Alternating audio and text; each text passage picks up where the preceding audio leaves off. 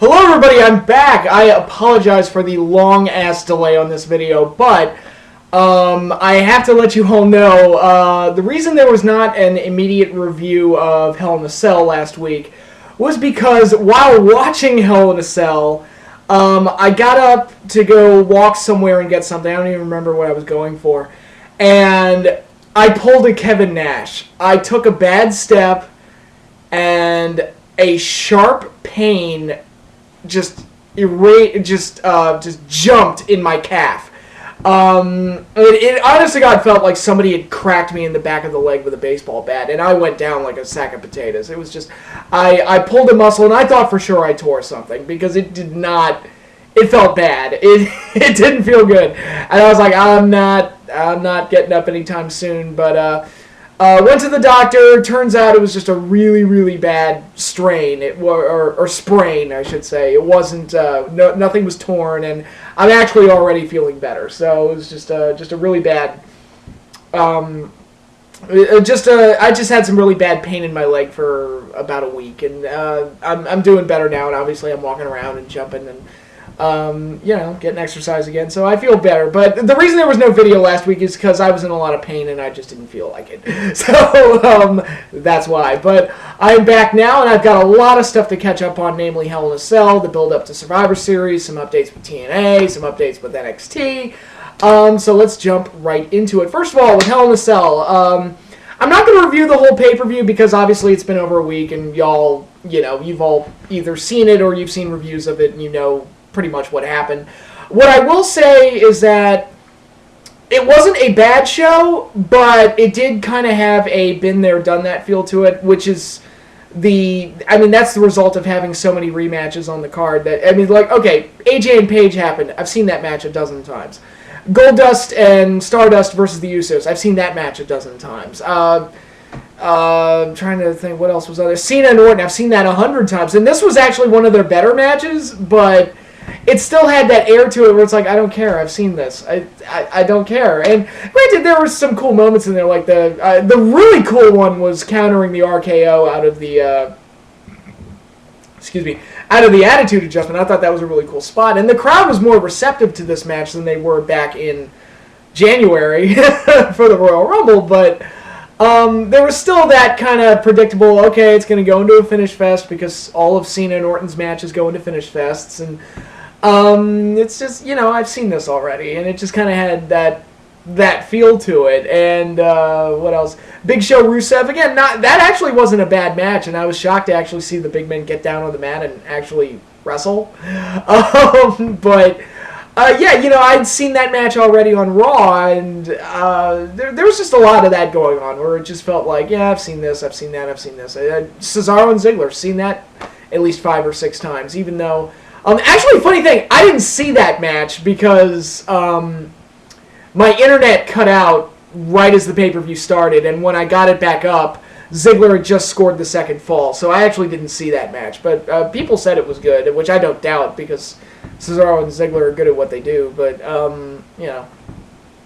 I didn't see it, and I feel like I've already seen it like 6 or 7 times already, so why go out of my way to check it out anyway? But, so that was mostly the undercard of Hell in a Cell. It's like, not bad, but just kind of, it was alright. I've seen it before, and it wasn't bad the last time it wasn't bad the last 3 or 4 times I saw it in most cases, but, it's also like the 5th or 6th time that I'm seeing it now, so, but they did give the main event spot to Dean Ambrose and Seth Rollins, which I agreed with that move.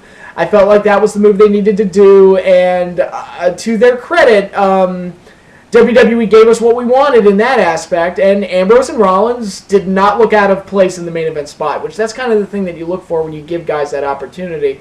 All right, do they look like they belong there in the closing spot? And I think the crowd was receptive enough to the match. I think the characters looked great in there. I think the performers did their best in there to make it work, and I think overall they belonged in the main event, and it fit, and it was fine. Couple criticisms. I don't think it was the home run main event match that I wanted it to be, and that I kind of expected it to be because of how good the build-up. Well, the month leading into Hell in a Cell wasn't very good, but they had enough they laid down a pretty good foundation for the build-up regardless. But I felt like starting the match on top of the cage kind of peaked it a little too early. Like, to me, that's something they probably should have built up to rather than start with, because once they got inside the cell, everything they did inside the cell kind of felt like a step down.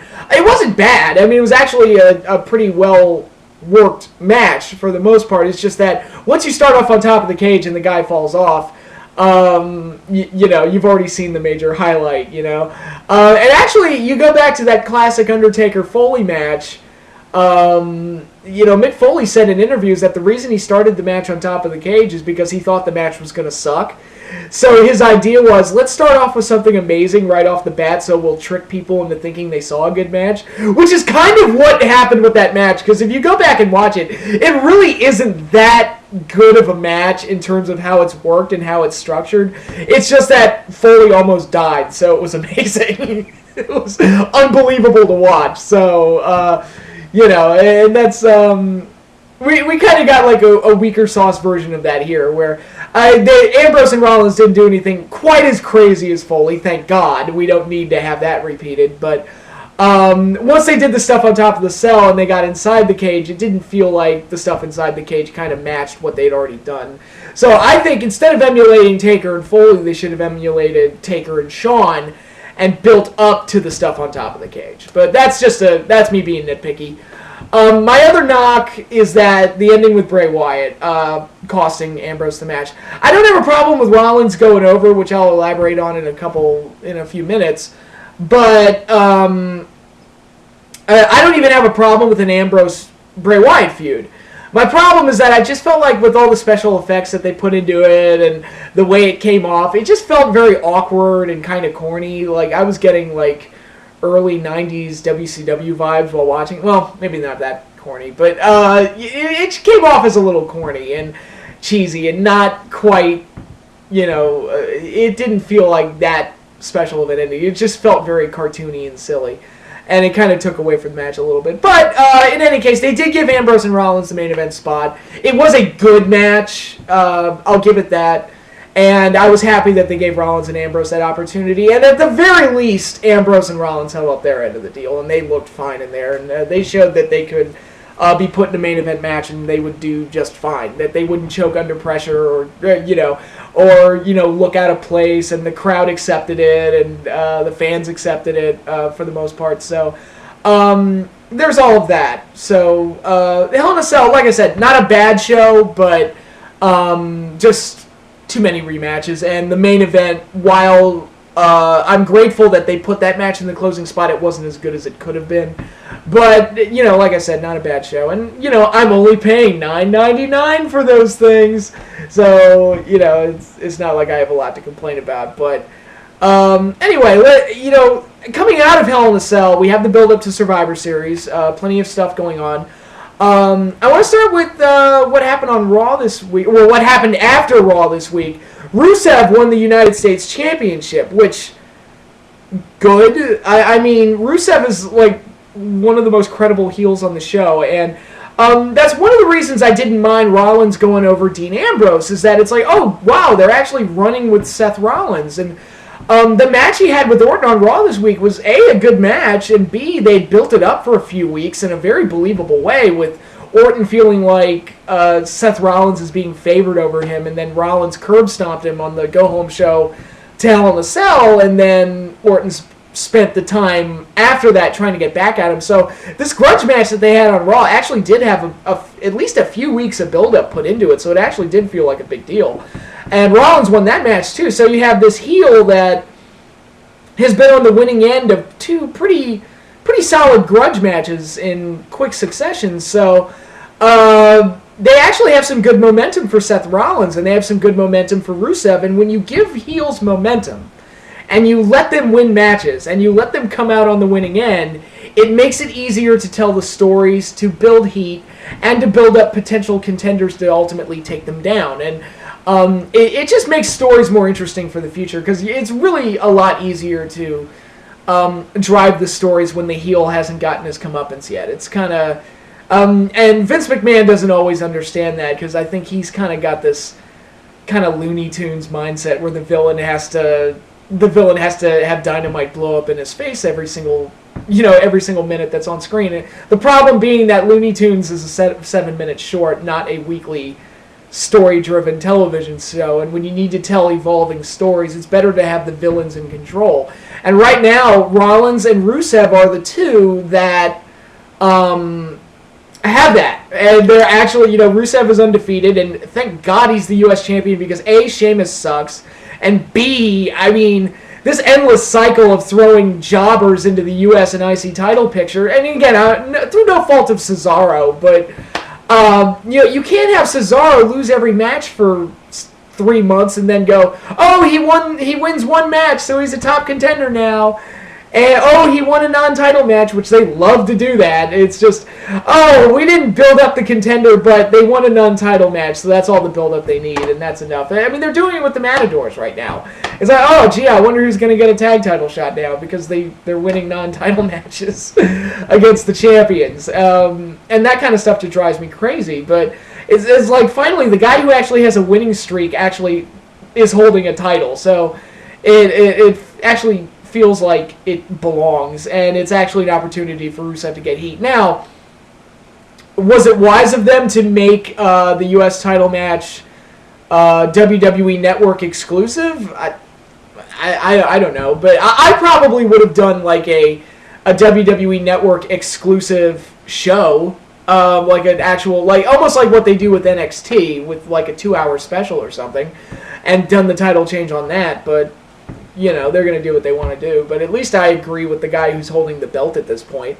And credit to Rusev, he's not a bad talent. I really don't think he's that bad. He's actually a pretty solid power guy, and he's taken this trite anti-American thing and is at least done moderately well with it. I mean, I can't knock it. I mean, ultimately, we all know he's going to be fed to Cena, but at least I'm actually enjoying the ride just because it's a monster heel that's beating everybody. I mean, that's, it's wrestling fundamentals and it's wrestling 101, but that's the type of stuff that WWE needs to get back to doing on Raw every week. And it's the type of stuff that makes NXT so great. NXT is not like the most amazing, cutting-edge show ever.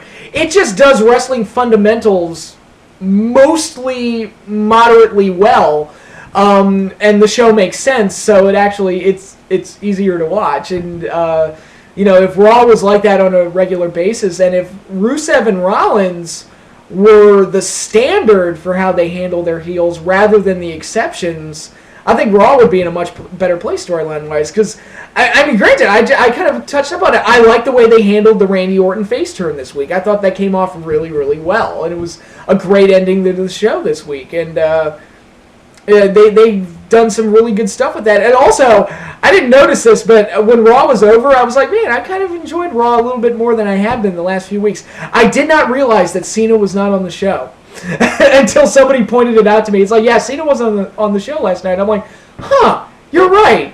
No wonder I wasn't like bored or agitated. I was just kind of, I mean, not that Raw last night was great, but it wasn't as awful as it had been. And, we've got I touched upon this a little bit, but we've got the Ambrose-Bray Wyatt feud brewing, and it seems like they're trying to fix Bray Wyatt, which is good. It seems like they have at least an idea of what his motivation is for going after Dean Ambrose, which, again, good, because that was a problem with him, where it was like, okay, him attacking Jericho there's no motivation there. None that I could see. It was just, I'm attacking a good guy because I'm creepy and weird, and that was all the thought they put into it. And, and ultimately helped to derail Bray Wyatt's character. Now, I think it's really stupid that they broke up the Wyatt family and are having Luke Harper and Eric Rowan go off doing their own things. And granted, the Luke Harper promo was kind of creepy, but the vignette that they aired with the eyeballs on Raw this week, it makes me wonder, is he going to come out dressed as Eye Guy? Is that going to be his gimmick? And then Ham Sabam and the creators of Super Sentai and Power Rangers are going to sue them? I don't know. But I would kind of mark out if Eye Guy just kind of walked out on the WWE stage. That'd be really weird. But anyway, What broke the Wyatt family was the fact that they jobbed them out mercilessly. Like, all right, they lost to the Usos like 3 or 4 times, and then Cena chewed them up and spat them out. And, you know, if I've got this 3-man faction that's creepy and weird and, you know, the fans seem to be digging the gimmick and everything, my last impulse would be to job them out to everybody. That would be, you know... and that's what ruined the Wyatt family, quite honestly, and I think breaking them up is a mistake, because I think if they can fix Bray, I think they can fix the other 2 as well and keep the group together, but whatever. I mean, Eric Rowan and Luke Harper as tag champions. Who wanted that? I mean, that's crazy talk. But, you know, it is what it is. But, yeah, Raw this week, you know, they're continuing to build into Survivor Series. We've got Team Cena versus the Authority, which I laugh every time they put Cena in the situation where he's rebelling against the corporate entity, which I'm like, yeah, sure, I buy that. Like when he was feuding with John Laurinaitis, like, wouldn't it make more sense if CM Punk was the guy that was rebelling against the Machine and trying to take down Laurinaitis? Because I don't buy for a second that the corporate, you know, this corporate suits look at John Cena and say, yeah, he's not our guy. It's like, yes, he is. It's like, you know, I mean, it doesn't get any more corporate than John Cena. So whenever they do this angle with him, and the fact that they've done it like 4 or 5 times is just insane to me. But anyway, they're doing the 5-on-5 Survivor Series match. Ziggler's promo on Raw this week was fantastic, and it looks like he's going to be a member of Team Cena, and he's going to hopefully play a big role in it. I think the stuff they did with Vince this week, that doesn't really make much sense, but at least it raises the stakes for the Survivor Series match, where the Authority's power is on the line. I mean, why Vince would do that, the character Vince, is anybody's guess. It's like, I'm going to do this thing because I'm crazy! Don't you love me? And that's Vince McMahon in a nutshell. I'm nutty! Here's Johnny, you know, coming off a Halloween weekend. But anyway, you know, it doesn't really make much sense for the Vince McMahon character to do that, but unless they explain it later, which, you know, that's a crapshoot in of itself, whether or not they're actually going to do that. But, you know, it does raise the stakes for the Survivor Series match and does make it more interesting, so sure, whatever, I'll take it. The Mark Henry Big Show match that was on this week's show was awful, and it was kind of, they rushed the match, kind of, because, I mean, Henry just turned heel last week. And that's part of the problem, like, all right, what they did with Orton and Rollins was good, because they spent a few weeks building up that match, and then centered an entire show around having that match in the main event spot. So it was actually, that match actually felt like kind of a big deal, even though it only had, like, 3 weeks of build-up? I mean, it still, like, felt like they had mapped it out to get to that point. Henry and Big Show, it's like, oh, he turned heel, and then the next week they have a match. And, oh, you know, somebody calls out somebody last week, and then next week they have a match. And it's just like, they don't put a whole lot of promotion into these matches to really make them worth something. And it's like, they did it with Rollins and Orton, but they didn't do it so much with Big Show and Henry. Not in a meaningful way, anyway. And the match sucked anyway. But you know, that is what it is. But... yeah, so that's Raw. You know, hopefully WWE gets better. I mean, Raw this week's show was at least better than it has been, so I'll take it. Another thing I want to talk about, quick TNA update. I did see last week's show. Bobby Roode is now the TNA World Heavyweight Champion. It's a good move. I like Bobby Roode, obviously. I think he's probably their best option heading into the uncharted waters of whether or not they're going to have a TV deal in 2015, and he's... you know, a reliable hand, if nothing else. And the match he had with Lashley was pretty solid. So, I mean, he's been able to get some good matches out of Lashley, which I haven't been able to say that about too many people. But, you know, it was he's a good option. I don't think he's going to single-handedly save the company or anything, but at least a guy I like is holding the belt, and that's pretty much all I can ask for at this point with TNA. But yeah, congratulations to Bobby Roode. That's a really good match, and at least somebody I can support is holding the belt now, so that's good. And then I wanted to talk about NXT as we wrap up here. NXT, man, they've got some good stuff going. I really like a lot of the things that they're doing on NXT, and again, it's just wrestling fundamentals done well. It feels like there's a direction with NXT, and there's a method to the madness, and there's a plan in everything that they do. You pretty much know that everything's gearing up for a Sami Zayn, Adrian Neville title match at their next big special in December. They're building up guys with squash matches like Bull Dempsey and Baron Corbin, and even there's the Sylvester Laforte's tag team partner. I forget his name at the moment. It feels like they're trying to run with him as a monster somewhat too, and doing it through squash matches, which is fine because it makes them, it gets moves over. It makes them look tough. And I did read the spoilers for NXT leading into their next special, and they're actually going to do, spoiler alert, they're going to do a Bull Dempsey Baron Corbin feud, which I think is very interesting. I think it's like, oh, you have these two guys that squash people all the time, and now you're going to put them in a feud against each other.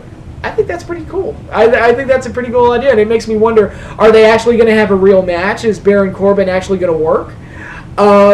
This is an interesting match for him, and an interesting, hopefully it's a good display for Baron Corbin, because he has a good look, he has a good thing going right now with winning these matches as quick as he does. I'm just curious to see if he can actually, be presentable in the ring beyond just having 15-second matches, but that's something we'll just have to wait and see. On this week's show, we're getting Tyler Breeze versus Sami Zayn, which that's going to be fun to watch because, Sami Zayn and Tyler Breeze, that was the match I saw from the first TakeOver special that really made me an NXT fan. And I've been following the show every week ever since. So to see that match again, with 3 or 4 months or so in between without having seen it, that's going to be really good, and I'm going to enjoy that. So this one's also for number one contendership. I count on Sami Zayn winning because, it's just... the direction right now is him versus Neville, which, again, is completely fine. Totally good with that. So the Hideo Itami, Kenta, for those of you who don't know that's his name, he's looking for a tag team partner to take down the Ascension. I think that's a really good feud right now. I think the Vaudevillains, and again, basic wrestling fundamentals, the Vaudevillains win a bunch of matches, and now they're the number one contenders for the tag titles. Makes perfect sense to me. It's just the guys that win all their matches get the title shots. It makes perfect sense. And again, it's not like the Lucha Dragons and the Vaudevillains are like the most dynamic teams ever. They're not bad. I actually quite like both teams, quite honestly. But it's just yay, wrestling fundamentals done well. This actually makes sense, and I can go along with it at least. At least I follow the logic of what's going on. There actually is logic, which is nice. And of course, going back to Hideo Itami and the Ascension, it looks like his tag team partner is going to be, spoiler alert, it's going to be Prince Devitt making his NXT debut, which that is awesome, and I can't wait to see him show up. I think he's going to be a great addition to NXT, and we'll see how it goes, but I think bringing him in this way, I think is a really good way to do it, because the Ascension is one of NXT's bigger acts. They were like the cornerstone of the tag division for like a year or so, and they killed everybody. So they're a big deal in there, and Kenta is a big signing, so he's a big deal. And they're going to treat Prince Devitt, and I think his NXT name is Finn Balor, which is not the best name on the planet, but whatever. They're treating him like a big deal too. So this tag match is actually going to feel like a big deal when they ultimately get around to pulling the trigger and doing it. And that's another thing I like. I don't feel like I'm seeing the guys that are in the grudge matches that are being set up. I don't feel like I'm seeing them wrestle each other every week, which that's a big problem with Raw, where everybody wrestles everybody for a month, it seems. Every week on Raw, you get all the tag team match combinations and everything else. So NXT does a better job of keeping the guys at least moderately apart from each other while they're feuding, which is, I think, is great. So yeah, there's a lot of good stuff going on in NXT right now, and of course we have Kevin Steen. He's getting ready for his debut as well. There's talk that he's going to show up at the next NXT special, and I think he's going to make a good addition there as well. So NXT continues to be a great show, and I enjoy it. So, and again, it's not that they hit it out of the park every single week with a major home run. It's just that I sense where they're going with these things, and they make me excited for the future. And then when they get to these takeover specials, they deliver. Wrestling 101. It's Wrestling 101. You make me want something, then you deliver, and then you make me want something else and continue the cycle all over again. And NXT is really the only wrestling show that's done that on a regular basis. So I congratulate thee. And I can't believe it's by the same company that does Raw every week. It really is shocking. It's stunning, actually, that both of them are under the WWE brand, because it's just amazing to me. Granted, Raw's got 3 hours to fill, but, and it's overly bloated as it is, but, they could probably write that show better than they do. But anyway, that's all I have for now. I had a lot to get through this week, obviously, because I took the week off last week, to heal up and hang my head in shame for the pathetic injury that I I managed to get on myself. But that is all I have for now. Thank you all for listening, and I will see you all next week. So peace out.